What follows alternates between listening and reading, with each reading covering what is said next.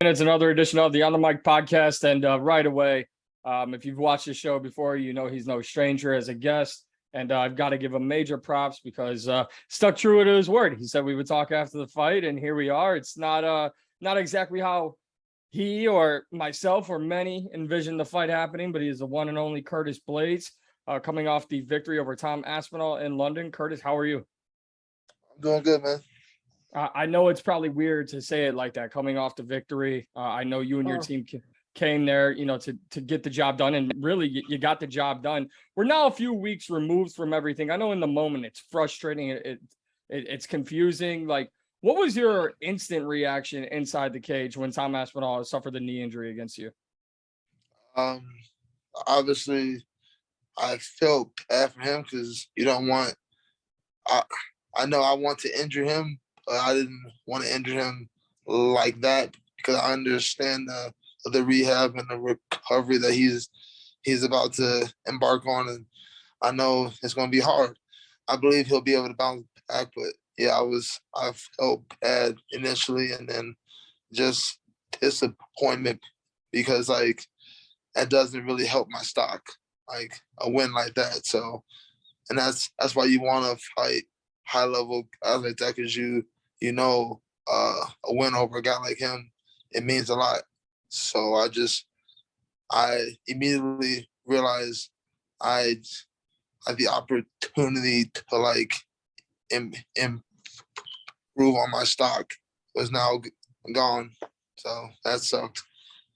Yeah, and I feel like I could say I've talked to you for so long, for a few years now, having you on the show and knowing kind of the road that you had. It hasn't been easy, and it seems as of late, like your stock was extremely high, and now they're just trying to give you these young and up and coming guys, these guys that, in some aspects, it's like, damn, like Curtis is right there. Just give him a title shot, give him that big fight, and they're giving you these young fighters like the Tom Aspinall, the Rosenstrikes, the Daukases of the world, and you're picking them off. Like, yes, disappointment. I completely understand that, but at some point, are you getting a bit frustrated by the fights that are being booked for you? I mean, there's always been a small bit of frustration in some capacity, but I don't.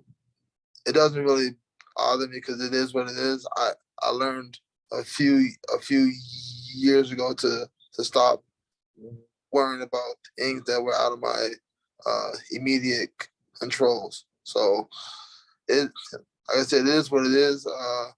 Whoever they give me, I'm hoping I will be kind of disappointed if I don't get the winner of Tuivasa versus Gane, because that's what I was hoping to get heading into that fight with Aspinall, and I did win. So that's what I'm hoping is next for me.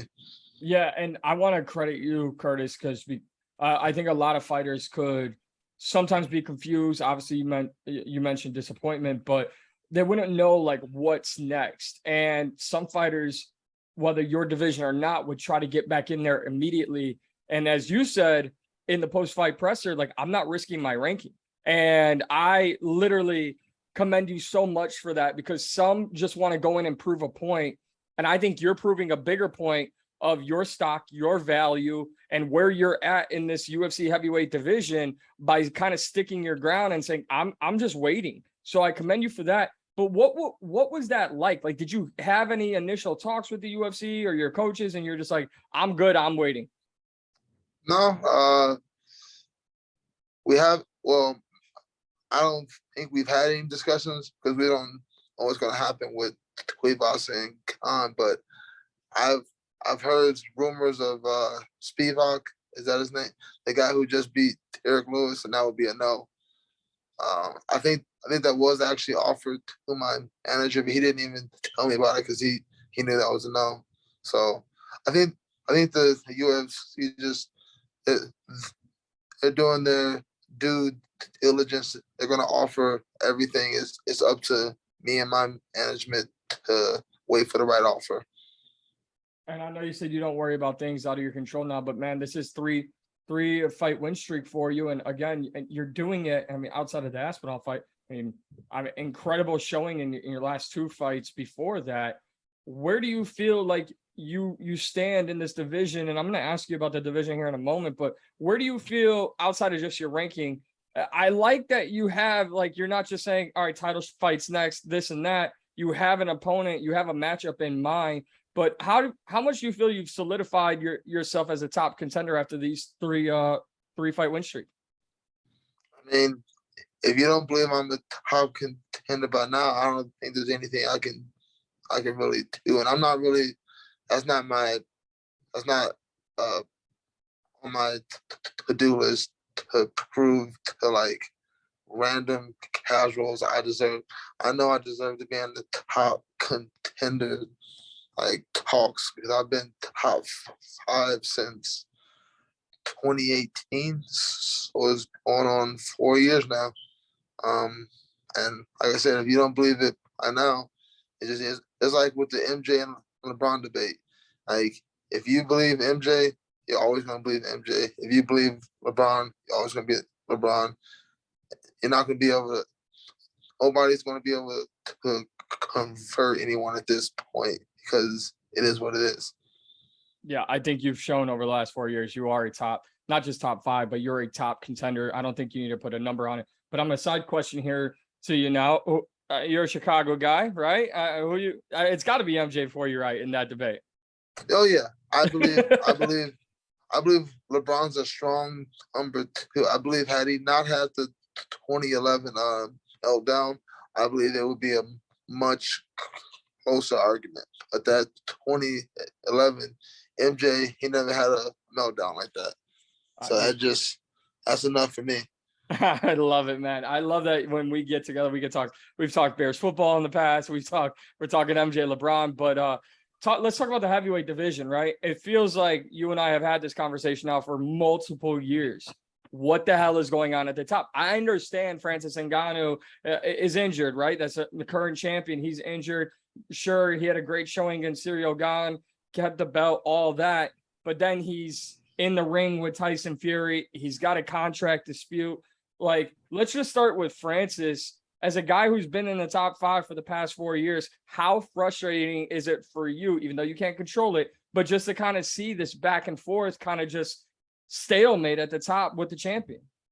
I mean, it's annoying because it is a stalemate, which means there isn't any positive or negative movement on either side. But I understand.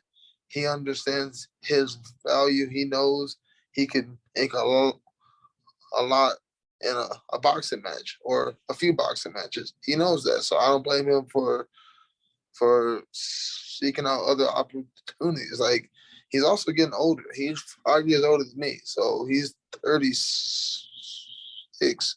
He's still in his prime, but for how much longer, we don't know. So you have a small window of opportunity to get the bag, and I don't blame him. I mean, like, it does suck for me and for the other top contenders, but I understand. With that, I got to ask you, how do you think he would fare? And let's just say a Tyson Fury fight, but in the boxing ring overall, how do you think he would fare in that side of the combat sports world? I think he's a heavier version of Deontay Wilder. He's fast, explosive. He doesn't have the best mechanics, but he makes up for it with his speed and athleticism. And if he hits you, I mean, maybe with the bigger gloves, it won't have the same impact, but it's still gonna be devastating if he's able to like land those overhands or uppercuts. So I think he does well. I mean, until he goes out there and gets his ass whooped, I don't see why he wouldn't do well. There are rumors flying, as I'm sure you've seen or at least heard, potential interim title fight between Stipe Miocic, John Jones, targeted for later this year. Obviously, no announcements at this point. We just talked about Francis and his situation with the UFC, but Curtis, here's a guy in John Jones who has been in more trouble than most fighters ever get away with one time, understanding his championship legacy as the light heavyweight champion, takes over a year off, continues to get in trouble, and he's walking into your division fighting the former champion with an interim belt on the line. I've got to imagine, even though you can't control it, I want to keep that, clear. It's got to be beyond annoying, frustrating, nothing. It doesn't annoy me because, bro, I get the game. You got to remove emotion. It's about when the UFC matches up fights, rankings don't mean anything. Like they did Hosma versus Gilbert Burns. How does that happen if you're going off rankings? It's not about rankings. It's about who's going to put the most asses in the seats. And if you think about it like that, John Jones versus Stipe makes a lot of sense. So I get it. It's about money. I've realized this years ago. Like it is about, because if you get emotional about it, you're not gonna last. You're gonna be upset every day, and I don't want to be angry every day. It's not healthy. It's not. I will ask you how you see that fight playing out if it does come about. But one thing that I kind of found a little interesting. Now, that's just a rumor. Nothing's confirmed. It's not on the schedule, anything like that. So it could 100% not ever happen. I mean, we can go back to Detroit when Stipe Miocic was champion, and they were talking about making John versus Stipe before John got popped. So with that being said, was there any thought of you kind of chasing a fight, or not chasing, but going after a fight against Stipe rather than Tuivasa and Gane, or were you just kind of? No, yeah. If John Jones, let's say he's retired, he had a career-ending injury. I'm not hoping for that. I'm just saying that's the scenario. He's gone. He's no longer a heavyweight option. I would for sure be going after Stipe because I would it's a realistic option. But because John is in the mix, it's not a realistic option because Stipe versus me, there's not a lot of money there. And I probably win. John versus Stipe, who knows who wins, and there's a lot of money involved in that fight. So I get it. Former light heavyweight champ, former heavyweight champ. Obviously, yeah, like you said, puts asses in seats, makes them a lot of money. How do you see that fight playing out at heavyweight? And the second question there is, what do you think of John's physical transformation as he's beginning to move up to heavyweight? Everyone's been asking me. I've been saying the same thing. We don't know how John is going to be able to carry this extra weight. Is he going to have the speed still? Is he going to have the conditioning still? And we also don't know if he has the durability. Because being hit by heavyweights, it's hard to describe. We hit very hard. We're large human beings, and he's a big dude also, but he's not a natural heavyweight. Like he is, but he's a natural small heavyweight. Like him at 250, I think that's not natural. That's him. That's him putting energy into being that big. Like me, I'm 275 right now, and that's just me. That's just me being a heavyweight, just being a big dude. So I don't know if he has the durability. So I go with Stipe. I've already seen him in multiple 5-round heavyweight fights. I know he has the durability. I know he has technique. Like skill-wise, I think John is a little more creative and unorthodox, and that does present issues. But if we're talking boxing versus boxing, I give a slight edge to Stipe. And with the wrestling, it might be even, might be a push. Jiu-jitsu, maybe I give it to John, but it's harder to do jiu-jitsu when you're on bottom. So, yeah, I go with Stipe just because I've already seen him in heavyweight 5-round fights, and I haven't seen John in a heavyweight fight at all. So, yeah. I know the numbers and the rankings don't necessarily matter, but let's say everything goes according to plan, right? You get the winner of Tuivasa and Gane, which takes place at UFC Paris later this fall, and then you get through that. Is it still you want Stipe, or you just want the belt right after that? No, because I understand they're not. Me asking makes no sense. I hate when guys make call-outs. They're not going to get it. Like I'm going to do is like, I want Habib. Who are you, bro? You're not getting. Like you need to understand the hierarchy. I understand the hierarchy. I don't think I know who I am. I'm not I don't have 2.5 million Instagram followers. I don't have 500,000 followers on Twitter. I'm a good fighter with a decent social media presence. So I know I me asking for a title fight, even if I knock out whoever I get in the first round, they're not going to give me a title shot because I'm not the money fight. They're going to give it if they do the John Jones versus Stipe. That's what the interim title is anyway. Right. It's not the real belt, but it means you get the very next title shot at the real guy with the belt. So whoever wins that will get the winner. But I'll wait. I'm not gonna. I beat the whoever I get after that, and they do the interim, and then the interim title winner goes against Ngannou. I want the winner of that. I love it. I love it. Well, and I don't want to keep you for too much longer. I appreciate your time as always. And again, I'm thankful and appreciative that, you said you would show up and you did. I'm going to ask you about London as well. But Tuivasa and Gane, I mean, these are two guys who, kind of rose up the rankings and really kind of just paved the way for themselves. Gane got the interim title fight. A lot of people kind of down on him after the Francis fight. Don't understand that. But Tuivasa is a guy who's just knocking people out. How do you see that fight going? I see it going to Gane because he's the more technical fighter. He understands how to strike safely. He knows how to point fight. And I think if he's already shown he can do that for 3 to 5 rounds against high level guys. Jorginho, Derek Lewis. No, not Derek Lewis. Volkov. Who else? He's done it to a couple of guys I respect. So I think if he keeps that same mindset, like I'm not gonna brawl with you, I'm not gonna be in that zone 2 range. I'm going to stay in zone 3. I think he wins, and he does have an element of grappling. I know we just seen him get out grappled by Francis, but I do believe he's a better wrestler than Tuivasa. I think he can take him down if he has to, and I think the only way Tuivasa wins is early in the first or second round with like just a wild overhand. Yeah.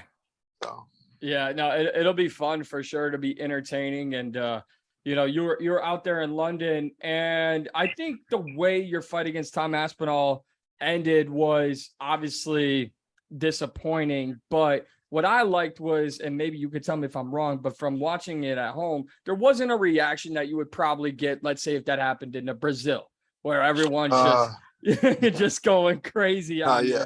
You know what I mean? What was it like for being in London for you and kind of being in enemy territory and having the fight end the way it did? Brits are very polite. They're almost like Canadians. They're very, very polite. So there wasn't any bad energy before or after. Everyone was super nice. People would ask for pictures and autographs, and it was all good. I love that. I know you said you spent some time there after the fight. How was just not being a fighter and just kind of taking it all in? How was it? It was fun. Me and my girlfriend, we hung out there for an extra eight days. We went up to Edinburgh, up in Scotland. That was nice.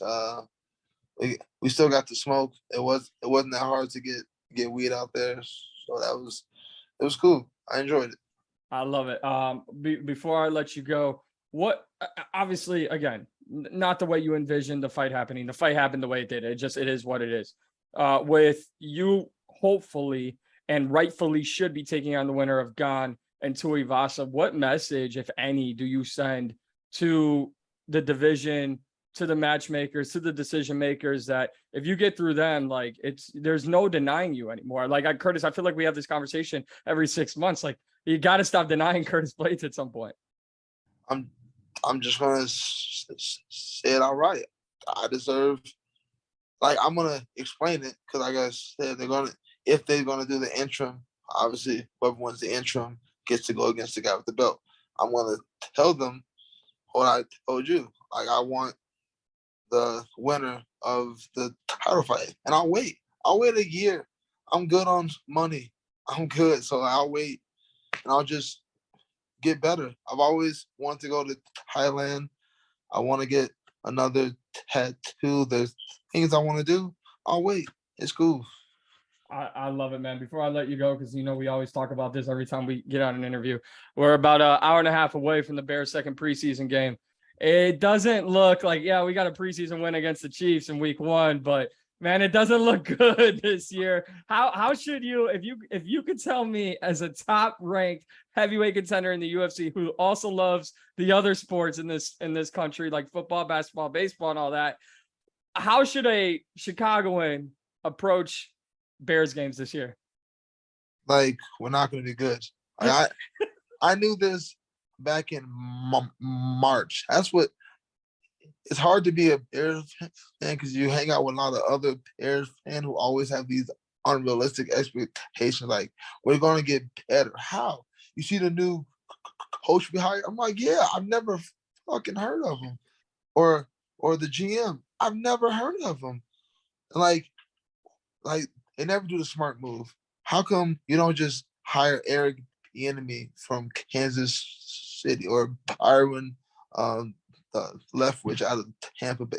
There were other better options. We go with Matt Eberflus or whatever. Yeah. Like, all right, we have a young rookie quarterback who would probably be developed better with a young offensive-minded person, but no, they hire a defensive coordinator. So, yeah, we know it. I feel bad for Justin Fields. And then they don't hang on to Allen Robinson. He's with the Rams now, so you don't have a legitimate, proven number one option. I do like Mooney, but is he a number one option? I don't know. I guess we'll find out. I do like the tight end. I don't think those young tackles we drafted last year, I don't think they're developing really well. I heard the Bears wanted to trade away the right tackle. Kevin Jenkins, yeah. Yeah, they wanted to get rid of him. And then the defense is going to be meh. Like, and then Roquan. I think we should get rid of him just because he's unhappy. He's been a team player ever since we got him. Let's just let the guy go, get a second round pick for him, and help develop the rest of the offense. Because we're not going to win on defense. Having a great middle linebacker, okay, it's nice. It's very Chicago, but it doesn't help Fields. That's what we need to do. Need to be helping Fields. He doesn't have weapons. I feel so bad for him. He doesn't have weapons. Yeah, I couldn't agree more with that full breakdown. I know there's like one rumor of let's send Roquan to Pittsburgh and get like a Chase Claypool and a few draft picks. Yeah. I wouldn't hate it. It just sucks. And I think you could attest to it. It sucks being from a city where with the football team, we're stuck in 1985 as far as an organization like standpoint. In basketball, nobody will ever be able to fit in here because of Jordan and the Bulls. It's frustrating. I hear they're bringing in the Jaguars. I'm like, what the hell is that about? I don't want the Jaguars in Chicago because the Bears are going to be out in Arlington Heights. And then there's going to be an empty stadium. So I guess the Jaguars are thinking about moving up to Chicago because the market's a lot bigger. I don't like it. I wouldn't be for it, but I do got to ask you as a man who went to Harvard College, how would you like the Bears in Arlington Heights? I don't like it. It's not Chicago. That's not Chicago. I hate when people are like, oh yeah, I'm from Chicago. Oh, well, high school you go to? Frem. That's not in Chicago. What are you? No, I don't like it.